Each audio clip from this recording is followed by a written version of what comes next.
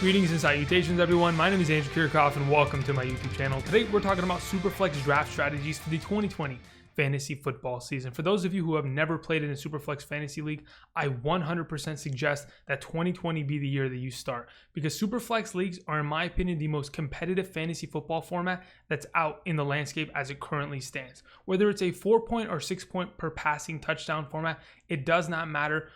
Fantasy football completely shifts when you have to start more than one quarterback. Sure, you may be thinking, it's only one other quarterback, it's not a big deal.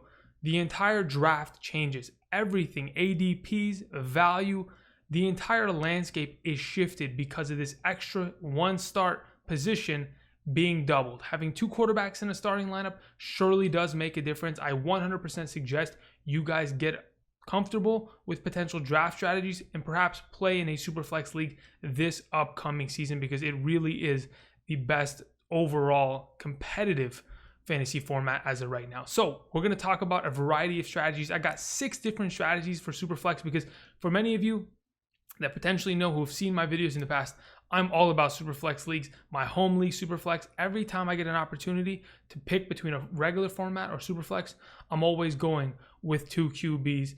I love the format, and I'm going to be able to teach you guys 6 different strategies today to kind of give you guys a little bit of perspective on my approach. Now, when we're talking about my approach to fantasy drafts this season, I've got to go ahead and mention Andrew Kiorkof's 2020 Fantasy Football Draft Guide. This offseason, August 10th, will be the release of my draft guide. I'll be talking about a variety of different strategies as we approach the quarterback, running back, wide receiver, tight end position, and even rookies going into the 2020 season. Kind of pick my brain, understand my different thought processes and different approaches to these set positions, and kind of give you guys statistical breakdowns in terms of consistency and why I value specific players, their different opportunities, and why I go ahead and do the things that I do in my specific drafts. Regardless, we will have a lot more information as we get closer to the date. Just wanted to go ahead and remind you guys. I'm going to remind you every time, so bear with me. Outside of that, I do appreciate all of you in the comment section talking about 0 RB draft strategies like we did yesterday. Just bringing you something different. Hopefully you guys enjoy the content today. Again, don't forget, subscribe to the channel for more fantasy football content. Like today's video if you liked it. Outside of that, I'm ready to go. So we're here at fantasypros.com, the place that I always go to kind of test a little bit of mock draft strategies to see just exactly how viable said strategies are. When we're talking about the quarterback position, specifically today, SuperFlex formats is very interesting. Before we begin, I'm going to go ahead, as you can see over my shoulder, I'm going to put 2 starting quarterback positions, because when I've tested this specific strategy out and I've made it 2 SuperFlex picks right here, I don't want to do an extra SuperFlex pick because the computer just doesn't know how to draft properly. And what happens is it somehow drafts less quarterbacks than actually come off the board in the first couple rounds, which is just not a pure... I would say it's not a pure representation of a SuperFlex format, because truly 12 quarterbacks are coming off the board in the first 3 rounds minimum, especially when quarterback runs happen. Someone at the end of a round takes a quarterback and everyone subsequently starts to draft that position. It becomes quite of a rush at that spot, and it's quite exciting, to be honest, in my opinion. But regardless, we're going to go over a couple strategies. What strategies exactly? Well, I'll go over that right now. So my variety of SuperFlex strategies for this season, whether it's 4-point or 6-point per passing touchdown, it does not matter in my opinion. Regardless, there's the early quarterback strategy where in the first round you select a quarterback. Well, which quarterbacks deserve a first round, liking? Lamar Jackson and Patrick Mahomes, of course. I mean, these are 2 of the best quarterbacks in the National Football League. If Patrick Mahomes had stayed healthy throughout the entirety of the 2019 season, he would have finished as quarterback number 2. These 2 guys obviously are coming off the board 1 and 2 this season. There's a double quarterback strategy where 2 of your first 3 picks are quarterbacks. We'll test that out, whether it's drafting your first overall pick, your third, any combination of the 2, just grabbing 2 quarterbacks in the first 3 rounds. Because again, like I mentioned, the top 12 are coming off the board in the first 3 rounds. If you want to get 2 of yours and be able to sit comfortably and address the rest of your positions as the rest of the draft goes, then that's your strategy. Next will be the patient quarterback approach, where you basically wait until the 3rd round, first select the quarterback position. Your first quarterback will only be drafted by the 3rd round, and then you'll wait another subsequent 2 rounds until the 6th round, in which you'll address your next starting quarterback. We'll test that out. The late QB strategy, waiting until the 5th and 6th rounds and just knocking them out right there, boom, boom, picking up quarterbacks there. Again, the quality of quarterback is going to diminish over time, but if you go after a couple sleepers here and there, it might help you out. I mean, when we're talking about sleeper quarterbacks, there are a lot of potential guys that I'm interested in this year. I mean, again, there are guys like Cam Newton and Ben Roethlisberger that were injured last year. A lot of people are sleeping on. When we talk about Ryan Tannehill in a 6-point per passing touchdown format last season, when starting, averaged 26 points. Drew Brees averaged 27.92 fantasy points in a 6-point per passing touchdown format. There are a lot of guys out there that are being slept on. I mean, damn, Jimmy Graham threw more touchdowns than Aaron Rodgers last season. There's a lot of guys out there, which kind of brings me to the next thing, sleeper quarterbacks, drafting guys for upside, drafting guys that are potentially rookie quarterbacks or second or third year guys that are very inexperienced, maybe pairing a Baker Mayfield with potentially a guy that a lot of people are sleeping on, like Drew Lock. These are options. I'm not saying this is what we're going to 100% execute. We'll just see how our drafts go. The last option is drafting heavy at the quarterback position to kind of give you a little bit of analysis and into the thought process of going heavy QB. Majority of the time, I would suggest you play with 12 teams in your SuperFlex league. And why is that the case? Well, SuperFlex leagues test everybody in terms of draft strategy and being able to execute and be able to build a roster while being able to also have to deal with quarterbacks very early. And that decision-making process, it's not easy. On top of it, in a 12-team league, there are 4 teams in your league that are not going to have a third quarterback, which means by the time their bye week shows up in a SuperFlex format, they're going to have to fill that position with a wide receiver or a running back, which is definitely going to diminish their overall fantasy production on said week. If you go ahead and approach your draft and select 4 quarterbacks, well, in fact, besides the fact that you're going to have a running back that holds your bye week down and there's no problem, you have another piece that you could potentially trade in the future because you've screwed another team out of a potential bye week fill-in at the quarterback position. You sit there with the cards in your hand and all you got to do is wait. You wait for other teams to come to you, offer you potential pieces that you need because maybe somebody got injured or you're lacking in a specific position. You draft 4 quarterbacks. That is the final draft strategy. As we're going to approach this league, as of right now, we're going to start with going. I think we'll go in order. Let's start with drafting a quarterback early. Let's draft one of the top 2 quarterbacks early. In the first round, we want to go ahead and draft quarterback. That's what we're going to do. We're going to go half PPR, 12 teams, 2 quarterbacks. Should be no problem at this moment in time. So let's go ahead and let's start this. And let's see which quarterbacks fall to us. Hopefully a quarterback falls to us. Otherwise, we're going to have to implement a different strategy because so, we're shifting at any moment's notice, right? Fantasy football is all about being able to look at the draft board and adjust on the fly. And that's what we're going to do. Instead of drafting a quarterback in the first round because Lamar Jackson and Patrick Mahomes are gone and I'm sitting at 105, I'm going to draft the next available best player. And at this moment in time, when I'm looking at the board, it's definitely Ezekiel Elliott, and it's not even close. So we're going to potentially see how this draft ends up. I'm going to execute one of the potential draft strategies. As of which one right now, we're just going to have to roll with the punches and see exactly where we're at. So, like I was mentioning, quarterbacks are flying off boards. 4 quarterbacks came off the board in the first round, 2 in the second round. Already half of the top 12 quarterbacks overall came off the board. In fact, my top 6 quarterbacks gone. Not really a surprise. All of these guys mobile, young, and ready to score fantasy points in 2020. So let's see the available players. We have Joe Mixon, Clyde Edwards-Helaire, DeAndre Hopkins, Kenny Golladay, Allen Robinson, and then we have some good quarterbacks here. But I think what I'm going to go ahead and do is I'm going to wait and I'm going to see what we potentially can get in the third round, if in fact I want. Otherwise, we'll go with a perhaps a 4th or 5th round kind of shift for the quarterback position. Maybe we'll wait. As of right now, I'm looking at the quarterbacks and I'm not too excited about them. Sure, we have Travis Kelce available, but when I'm looking at the wide receiver position, I'm excited about DeAndre Hopkins there. I'm also excited about the running back positions here. At this moment in time, I'm probably going to go with Clyde Edwards. The fact that there's no other competition in this backfield and what we've seen Kansas City Chiefs running backs produce in the last couple of years, it's extremely exciting, and I'm all in on the Clyde Edwards train. As you've watched, hopefully my rookie video, you can go check that out, get my opinions on Clyde Edwards. Anyway, so where are we at here? Like I mentioned earlier, this is the entire struggle and or conversation do you have to have in your own brain about these kind of drafts? Another quarterback came off the board. The top 7 are gone. How do I want to address this for the rest of my rounds? Do I want to grab a quarterback right now, or do I want to wait? Can I wait? These are all the conversations you have to have in your head. At this moment in time, I'm going to wait on quarterback. I'm going to potentially go triple RB.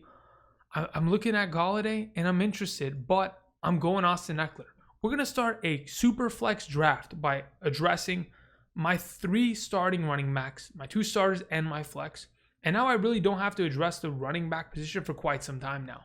More quarterbacks came off the board. Is that a surprise? Absolutely not. There are still guys on this board that I'm interested in.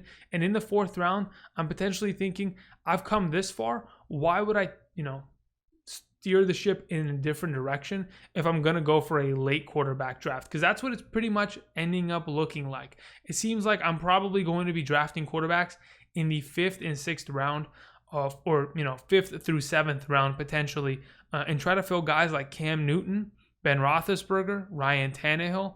Maybe if in fact Brady falls that far, I'd be interested there. But as of this moment in time, the available wide receivers and tight ends, Zach Ertz, I'm very interested in, but I do prefer Adam Thielen over the entire group. I think Adam Thielen is undoubtedly a top 12 wide receiver this season.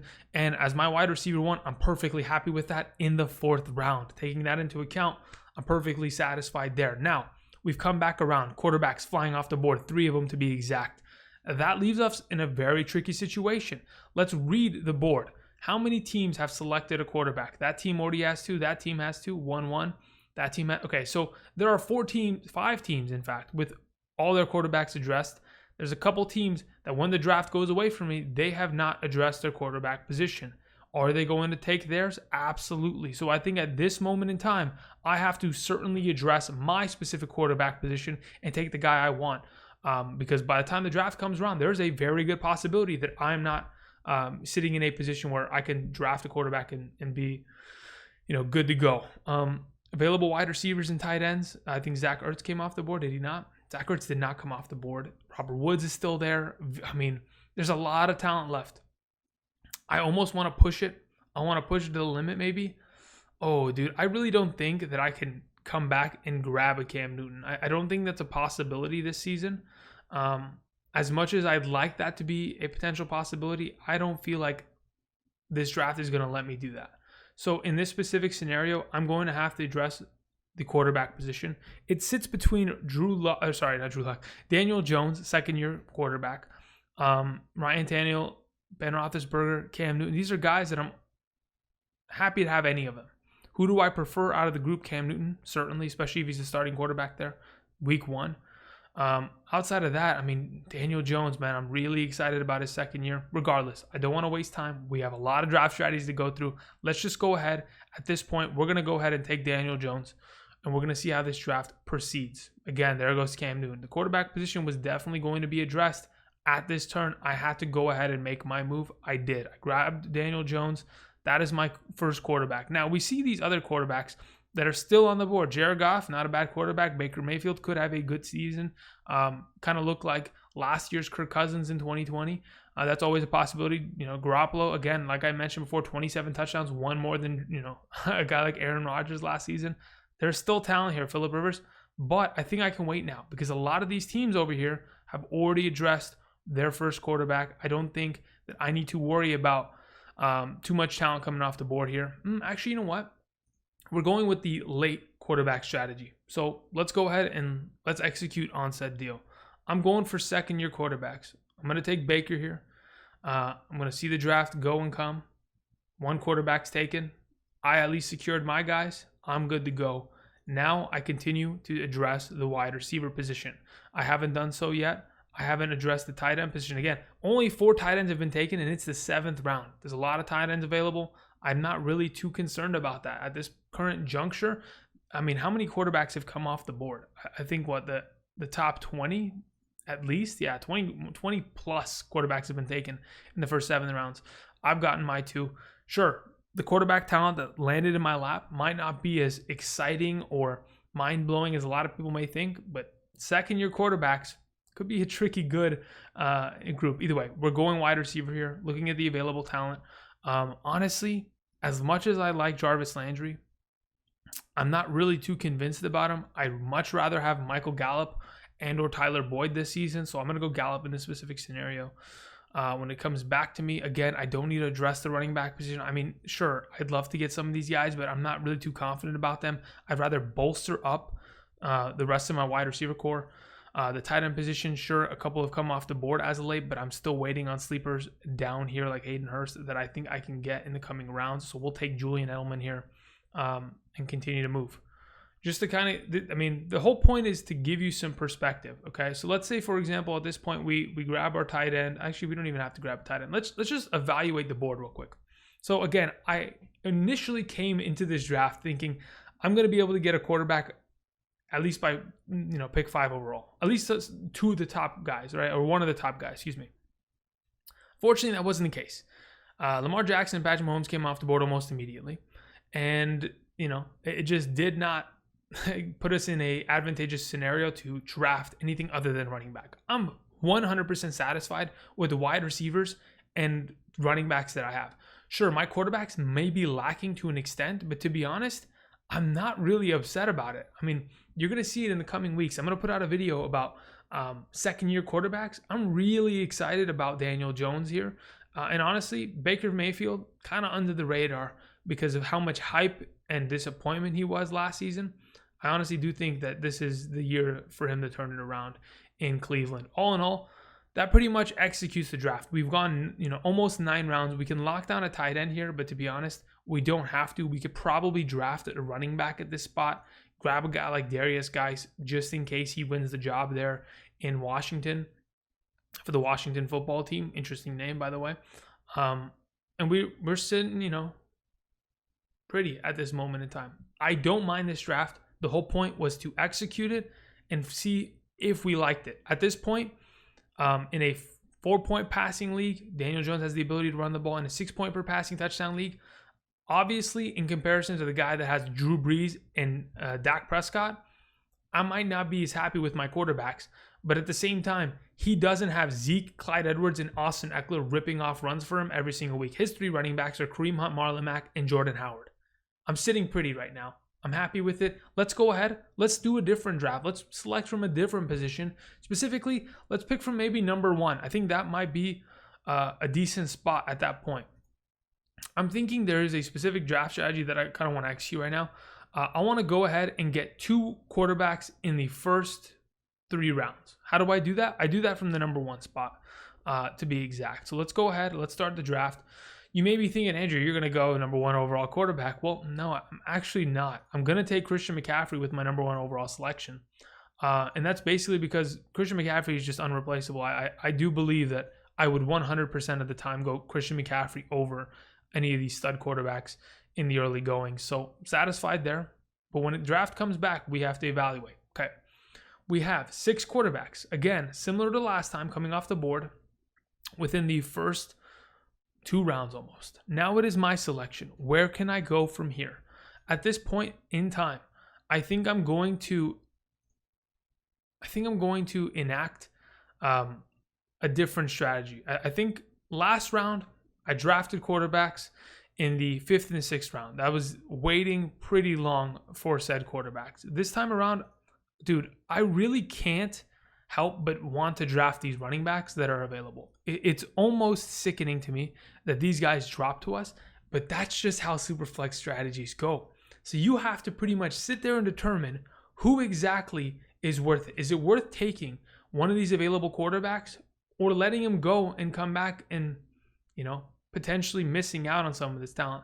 At this moment in time, I'm honestly on the train of potentially just going heavy in on running backs again. That's what we're going to do. We're going to go 3 running backs again. I don't know how these drafts have somehow ended up building in this manner, but hopefully there's a guy here that I'm happy with at quarterback. We're going to go ahead and look at the quarterback position. Carson Wentz is available. I'm perfectly happy with Carson Wentz here, the beginning of the 4th round, and then I want to potentially lock down another guy in the beginning of the 5th round, take my second quarterback, then address wide. Look at these guys, 4 wide receivers, 4 wide. What are these guys doing? I understand. This is the 0 RB strategy at its finest. I mean, truly at its finest. At this point, I honestly think I can just sit here, grab a quarterback, and be good to go. Let's go Aaron Rodgers, guy that's been consistent over his career. Might as well. I think Baker Mayfield just went in the 5th. What the heck is happening in these drafts? Absolutely insane. Now we address wide receivers and tight ends. We finished out everything else. Let's go ahead and let's address these positions. Available players.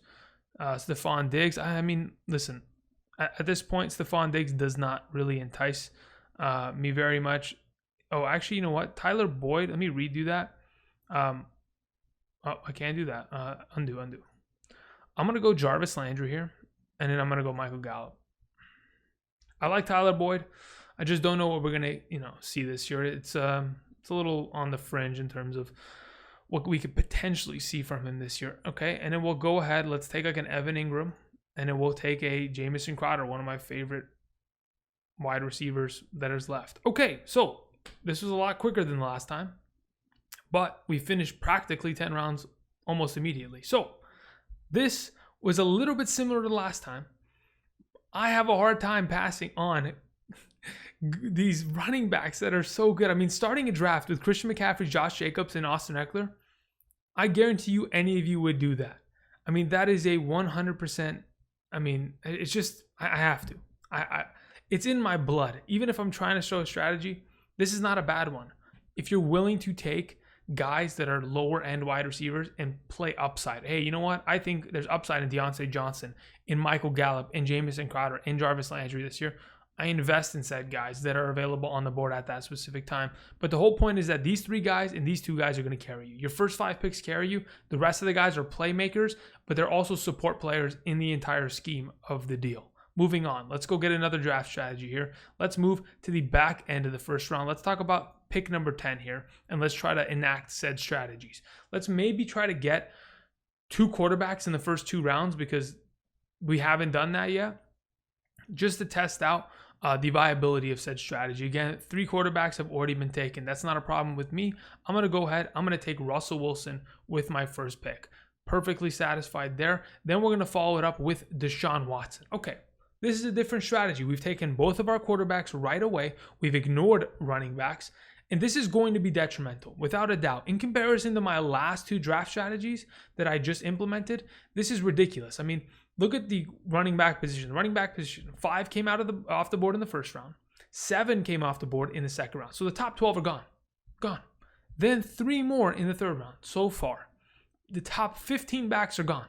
And only now do you have a pick at the running back position. Very brutal when you implement this specific strategy. When I look at the rest of the board going down this way, these teams are going to pick running backs. If I ignore a running back, they're probably gone.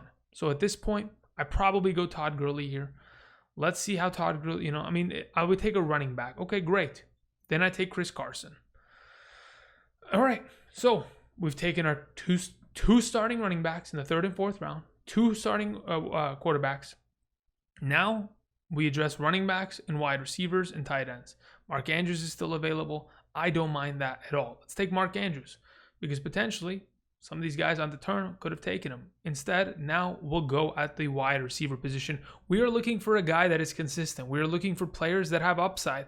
Tyler Lockett has that. DJ Chark has it. Devontae Adams has it. T.Y. Hilton is already injured. I think he already has a hamstring injury, and camp just started the other day. That's why you just can't trust players like that. Regardless, in terms of trust, Tyler Lockett's been doing it for far longer at a high level. We're keeping with him. And I stacked him with Russell Wilson. I'm happy with that quarterback stack right out the gate.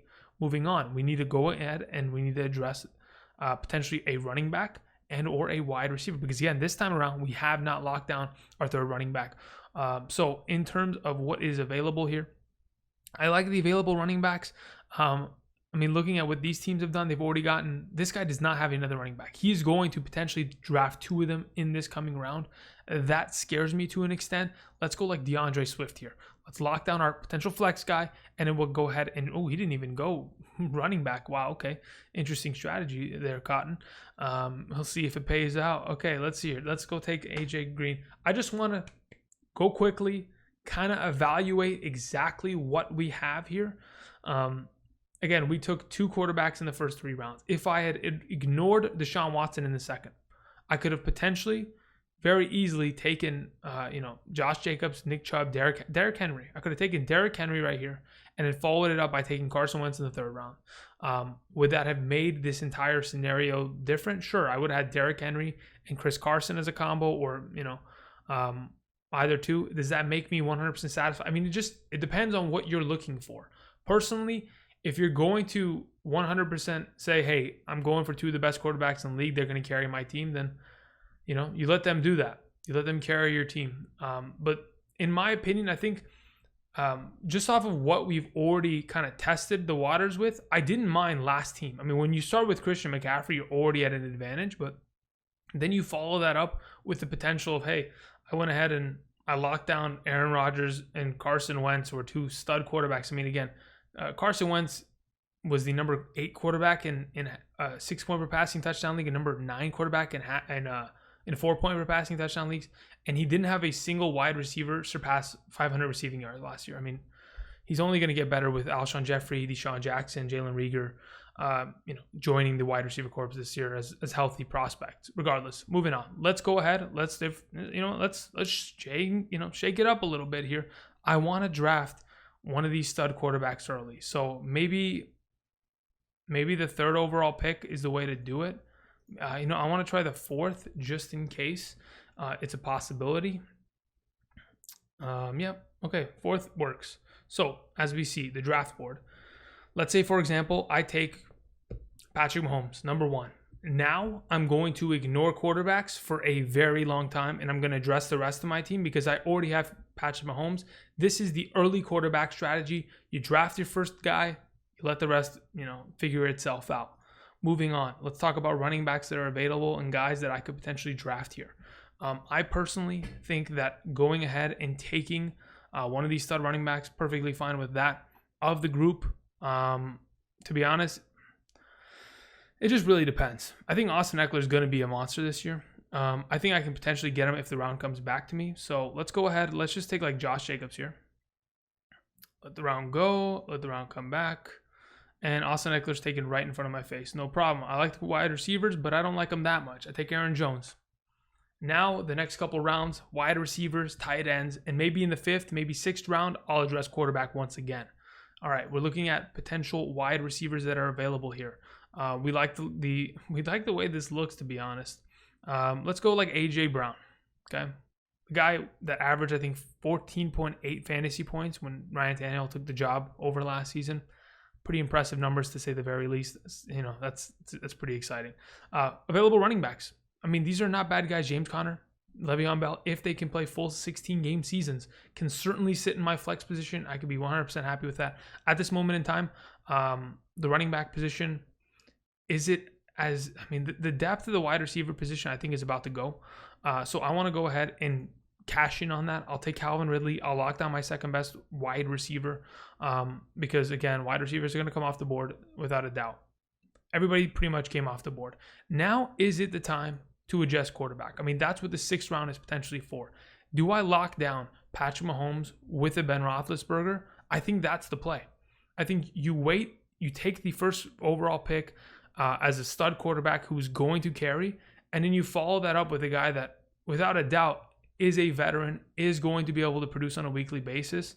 I think I pretty much found that with said prospect. Let's say, for example, we go tight end here. I don't know. I'm just throwing things around. Just kind of want to see what rosters. Wow, I started or triggered a tight end run here a little bit, huh? Then we have some wide receivers, some running back help here. Potentially grabbing a guy like Kareem Hunt as a PPR guy that is a handcuff in a sense. Grab a wide receiver like Jamison Crowder. Okay, so we finished 9 rounds. How do I like this strategy in comparison? Again, I think every strategy has its own benefits and negatives. I would say positives and negatives to every strategy, and that's an obvious. But what obvious benefits do we see here? You lock down arguably the best quarterback in a 6-point per passing touchdown league going into the SuperFlex league.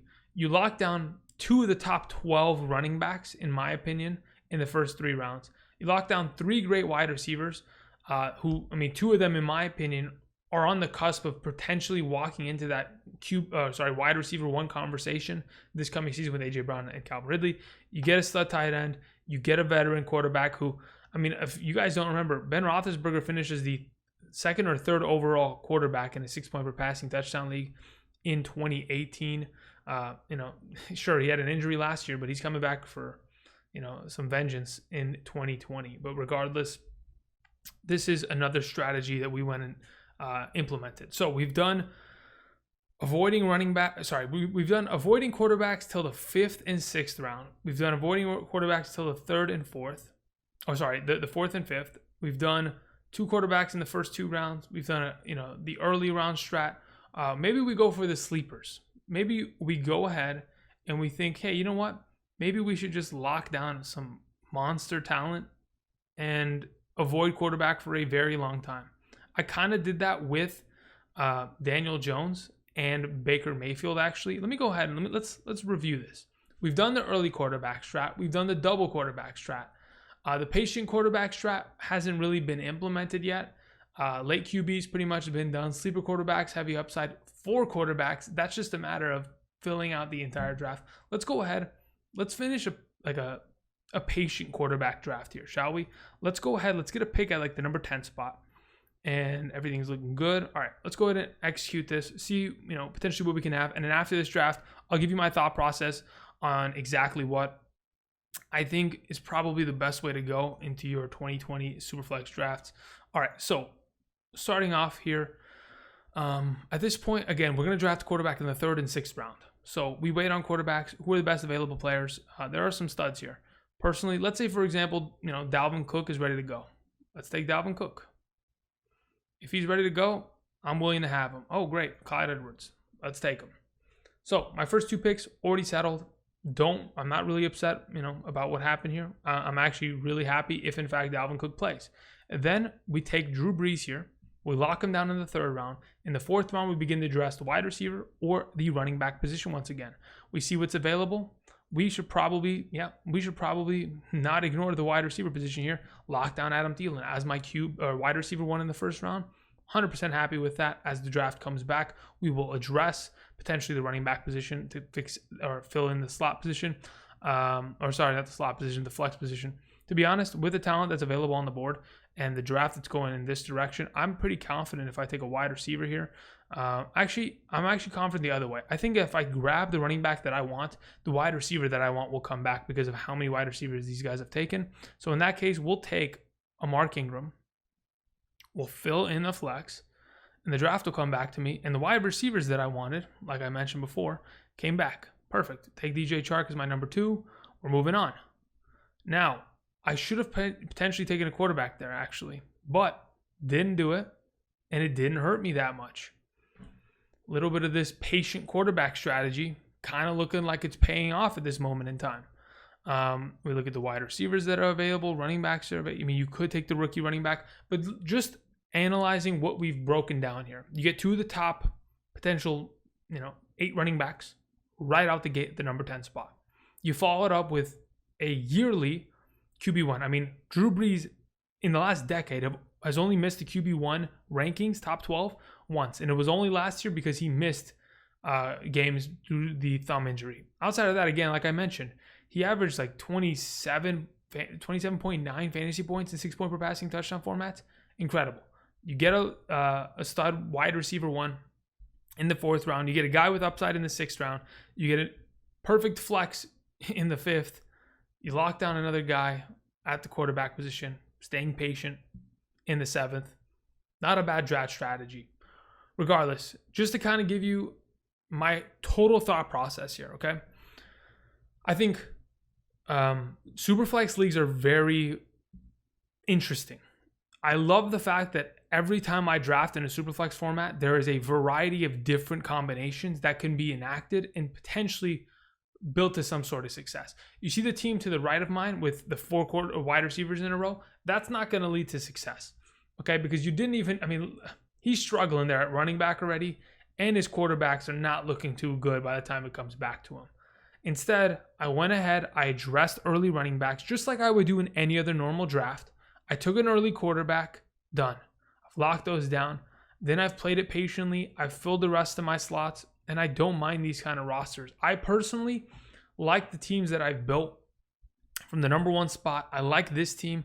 I don't mind the Patrick Mahomes team either. A lot of these teams have their benefits. A lot of them potentially could hurt you in the long run. In terms of a league like this, where would I draft like a 3rd and 4th quarterback? If I wanted to, if I wasn't confident about Cam Newton, you can certainly go Ryan Tannehill right here and be good to go. You don't even have to worry about a 3rd quarterback for a while. And once you get to like, I think this was like maybe a 17 round draft. Once you get to like round 12, you can go and take a Dwayne Haskins. Because honestly, it's not like he's going to start for your team, but he is a piece that you could trade to other teams if in fact he ends up being a stud this year. He's an investment. That's what that is. He is an investment through and through. Regardless, I do think that locking down 2 quarterbacks in the first 3 rounds of your draft, back-to-back first-round picks, detrimental, horrible. Especially if you play in a league that has -4 point per interception. I played in one of those. I played in Scott Fish last year. That is horrible considering I had Jameis Winston. Wasn't fun there. But regardless, I think going double quarterbacks, not it for me. I think I want to grab at least 1 tight end or 1 quarterback. Like this strategy, I want to grab 1 quarterback by the end of the first 3 rounds. Because at that way, I mean, whether I draft them 1st, 2nd, or 3rd, it doesn't really matter. I just want 1 so that I can at least from then on out be able to sit confidently. Okay, I don't have to panic if quarterbacks come off the board. I'm sitting here pretty. I like what the wide receiver drop off is in terms of wide receiver 1s to wide receiver 2s, like we talked about yesterday in 0 RB strategies. The drop off isn't that bad. Everything feels comfortable. And that's where I find my success, when I'm comfortable and I'm not rushing picks and I'm not forcing anything in my respective drafts. Either way, thank you everybody for watching. That will be the conclusion to our SuperFlex draft strategies for the 2020 fantasy football season. Thank you everybody for watching. I really do appreciate the support. Let me know down below, how many of you play SuperFlex leagues? Are you interested in playing them this year? Because honestly, I really do believe they are the most competitive leagues with a lot of fun, a lot of different draft strategies to approach it. I mean, in a regular league, you're thinking 2 running backs in the first 3 rounds, nothing else. Wait for your quarterback in the 8th, you're good to go. In this case, everything that you've learned in that case, thrown out the window. You have to approach it differently. You have to address quarterbacks early, and you got to be able to adapt on the fly. Either way, thank you everybody for watching. Let me know what you guys think down below in the comment section. What is your favorite strategy going into SuperFlex formats? Until next time, I'll see you guys. Have a good one. Peace.